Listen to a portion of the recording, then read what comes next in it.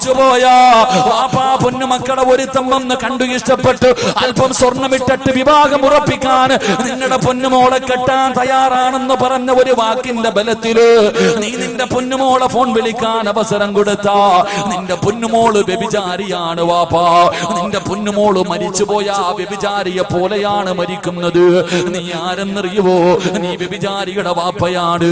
നിന്റെ പൊന്നുമോളെ വ്യഭിചരിക്കാൻ അവസരം ഉണ്ടാക്കി കൊടുത്തത് നീയാണ്. നിന്നെ പടച്ചുറപ്പ് വിടൂല.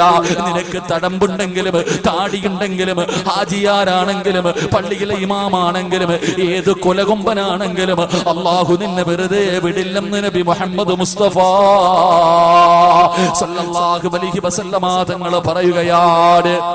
നാളെ പടച്ചുറപ്പിന്റെ പരലോകത്തില് ഏറ്റവും വലിയ വൃത്തികെട്ടവര് 3 വിഭാഗമാണ്. ഏറ്റവും വലിയ വൃത്തികെട്ടവര് 3 വിഭാഗമാണ്. ആ 3 വിഭാഗത്തിൽ ഒന്നാമത്തെ വിഭാഗം ഏതെന്നറിയുവോ?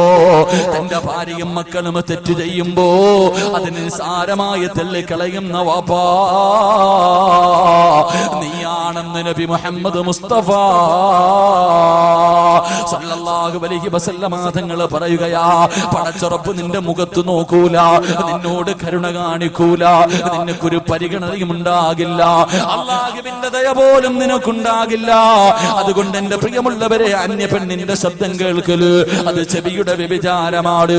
ഹറാമ് കാര്യങ്ങൾ സംസാരിക്കലുണ്ടല്ലോ, ഹറാമായ കാര്യങ്ങൾ സംസാരിക്കലുണ്ടല്ലോ, അത് നിന്റെ നാവിന്റെ വ്യഭിചാരമാണെന്ന് നബി മുഹമ്മദ് മുസ്തഫ സല്ലല്ലാഹു അലൈഹി വസല്ലമ തങ്ങൾ പറയുകയാ. നാവ് കൊണ്ട് മോശമായ സെക്സ് ഉണ്ടാക്കുന്ന സംസാരങ്ങൾ സംസാരിക്കുന്നവരല്ലേ പടച്ചവരെ. ഇന്ന് ശരീരത്തിന്റെ വ്യഭിചാരം അല്ലാഹുവിന്റെ പ്രവാചകൻ അവിടെന്ന് പറയുകയാണ്. മോശമായത് സംസാരിക്കൽ നിന്റെ നാവിന്റെ വ്യഭിചാരമാ. അല്ലാഹുവേ, കൈയുടെ വ്യഭിചാരം എന്തെന്നറിയോ?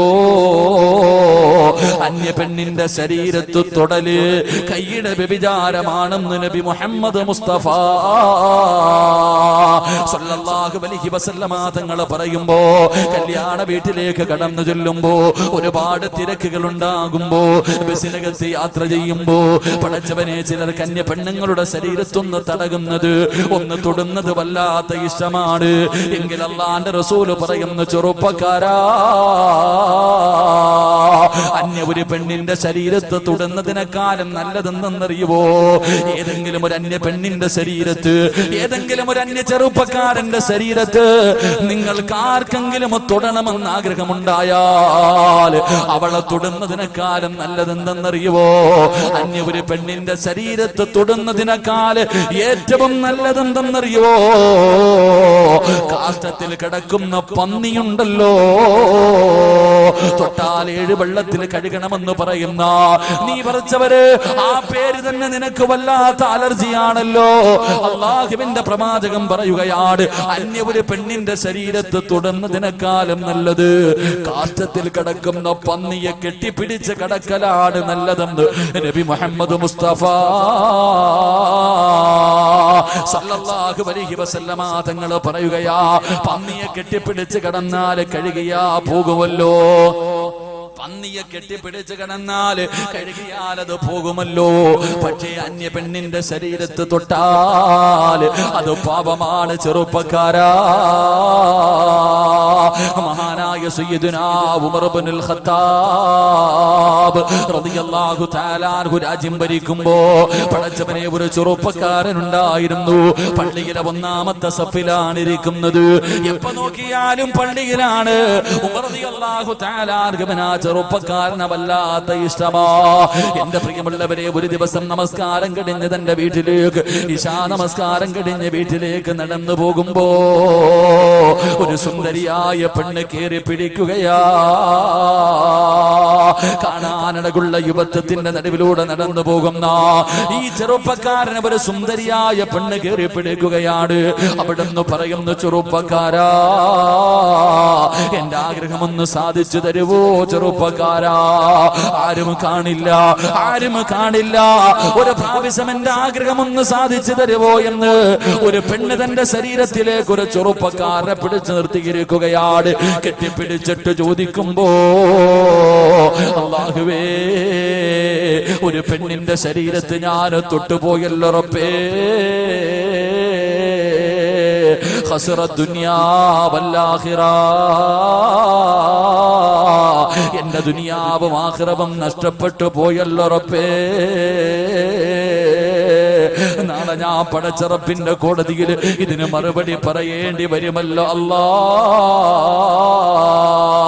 ഒരു സുന്ദരിയായ പെണ്ണു പാതിരാത്രി തന്റെ ശരീരത്തിലേക്ക് ചേർത്ത് പിടിച്ചിട്ട് അവിടെ എന്റെ ആഗ്രഹമൊന്ന് സാധിച്ചു തരുവോ, ഒരാളും കാണില്ല എന്ന് പറഞ്ഞ് യാചിക്കുമ്പോ ആ ചെറുപ്പക്കാരൻ പേടിച്ച് തളർന്നു വീഴുകയാ. പടച്ച റബ്ബിനെ കുറിച്ചുള്ള പേടി കാരണം ആ ചെറുപ്പക്കാരൻ തളർന്നു വീഴുകയാണ്. റബ്ബേ, ഏതോ വഴിയാത്രക്കാരെടുത്തുകൊണ്ട് ആ പൊന്നുമോനെ വീട്ടിലേക്ക് കൊണ്ടുപോയി. ആ പൊന്നുമോനെ വീടിനകത്തേക്ക് കൊണ്ടുപോയി തന്റെ പ്രിയപ്പെട്ട വാപ്പാന്റെ മുന്നിൽ പൊന്നുമോനെ കൊണ്ടുവെക്കുമ്പോ അവിടെ നിന്ന് ബോധം തിരിച്ചു വന്നപ്പോ വാപ്പ ചോദിക്കുന്നു, മോനെ എന്താണ് സംഭവിച്ചതെന്ന് ചോദിക്കുമ്പോ കരഞ്ഞുകൊണ്ട് പറയുന്നു, വാപ്പാ ഒരു പെണ്ണെന്നെ കേറി പിടിച്ചു വാപ്പാ. എന്റെ ശരീരം ആ പെണ്ണിന്റെ ശരീരവുമായി സ്പർശിച്ചു വാപ്പാ. എനിക്ക് അല്ലാഹു ശിക്ഷ തരുവോ, അതോ പേടിച്ച് പിന്മാറിയതിന് പകരം പ്രതിഫലമാണോ തരുന്നത്? പ്രിയപ്പെട്ട വാപ്പയോട് പൊന്നുമകനെ കരഞ്ഞുകൊണ്ട് ചോദിക്കുകയാണ്. എന്റെ പ്രിയമുള്ളവരെ അവിടെ നിന്ന് പറഞ്ഞു ഉമർ ഇബ്നുൽ ഖത്താബ് തങ്ങളോട് പോയി ചോദിക്കുക വാപ്പാ. അവസാനം തന്റെ പ്രിയപ്പെട്ട പൊന്നുമോര് പറയുമ്പോ അവസാനം ഉമർ ഇബ്നുൽ ഖത്താബ് റളിയല്ലാഹു തആല അൻഹുവിന്റെ അടുക്കൽ പോയി കാര്യങ്ങൾ മുഴുവനും പറഞ്ഞിട്ട് തിരിച്ചു വരുമ്പോ സുബ്ഹാനല്ലാഹ്, നെഞ്ചു പൊട്ടിയിട്ട് മരിച്ചു പോയടാ ചെറുപ്പക്കാരാ. അങ്ങോട്ടൊരു പെണ്ണിനെ കേറി പിടിച്ചതല്ല, അങ്ങോട്ടൊരു പെണ്ണിനെ കയറി പിടിച്ചതല്ല, ഒരു പെണ്ണിങ്ങോട്ട് കയറി പിടിച്ചതാണ്. ഒരു പെണ്ണിങ്ങോട്ട് കയറി പിടിച്ചതാ. പക്ഷേ ഇങ്ങോട്ട് പിടിച്ചപ്പോ പോലും അല്ലാഹുവേ അവിടെ നിന്ന് പേടിച്ചിട്ട് ബോധം നഷ്ടപ്പെട്ടു പോവുകയാണ്. അത് ചിന്തിച്ച് ആ ചെറുപ്പക്കാരൻ ഹൃദയം പൊട്ടിയിട്ട് മരിച്ചു പോവുകയാ. ആ ചെറുപ്പക്കാരന്റെ ജനാസ കൊണ്ടുവന്ന് 6 അടി മണ്ണിനകത്തേക്ക് ഇറക്കി വെക്കുമ്പോ ഉമർ ഇബ്നുൽ ഖത്താബ് തങ്ങൾ പറഞ്ഞു, പൊന്നുമോനെ വലിമൻ ഖാഫ മഖാമ റബ്ബിഹി ജന്നതാ. മോനെ, ഒരു തെറ്റ് ചെയ്യാൻ അവസരം കിട്ടിയപ്പോ പടച്ച റബ്ബിനെ കുറിച്ച് പേടിച്ചിട്ട് മാറിയ പൊന്നുമോനെ, വലിമൻ ഖാഫ മഖാമ റബ്ബിഹി ജന്നതാ. നിനക്ക് നാളെ പടച്ച റബ്ബ് 2 സ്വർഗം തരുമെന്ന ഖുർആനിന്റെ ആയത്ത് ഓതുമ്പോ എന്റെ പ്രിയപ്പെട്ട മുസ്ലിമേ, ഞാനും നിങ്ങളും പടച്ചവനെ എത്രയോ പ്രാവശ്യം തെറ്റ് ചെയ്തവരാണ്. അല്ലാഹുവിന്റെ പ്രവാചകൻ അവിടെ നിന്ന് പറയുകയാ, എല്ലാം പടച്ച റബ്ബിനോട് പൊട്ടിക്കരഞ്ഞ് ദുആ ചെയ്യാനുള്ള അവസരമാണ്.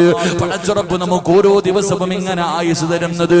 എന്റെ പ്രിയമുള്ളവരെ, ചെയ്തു പോയത് പടച്ച റബ്ബിനോട് ഏറ്റു പറയാരാ. അതുകൊണ്ട് ഫോൺ വിളിച്ചവരുണ്ട്, പടച്ചവനെ വൃത്തികേടുകൾ കാണിച്ചവരുണ്ട്, അന്യപുരുഷന് ചിത്രമയച്ചു കൊടുത്തവരുണ്ട്, അന്യപുരുഷനുമായി ശരീരത്തിൽ തൊട്ടവരുണ്ട്. എല്ലാം ഇന്ന് വരെ ആരും അറിയാത്തത് നിന്റെ കഴിവ് കൊണ്ടാണെന്ന് കരുതല്ലേ. പടച്ചുറപ്പ് നിന്നോട് കാണിക്കുന്ന കരുണയാ, അല്ലാഹു നിന്നോട് കാണിക്കുന്ന കരുണയാ. നിന്റെ മക്കളെ കുറിച്ച് ഓർത്തിട്ടാണ് പെങ്ങള്. അതുകൊണ്ട് അല്ലാഹുവിന്റെ പ്രവാചകൻ അവിടെ നിന്ന് പറയുകയാണ്, അല്ലാഹു നീതിമാനാണ്,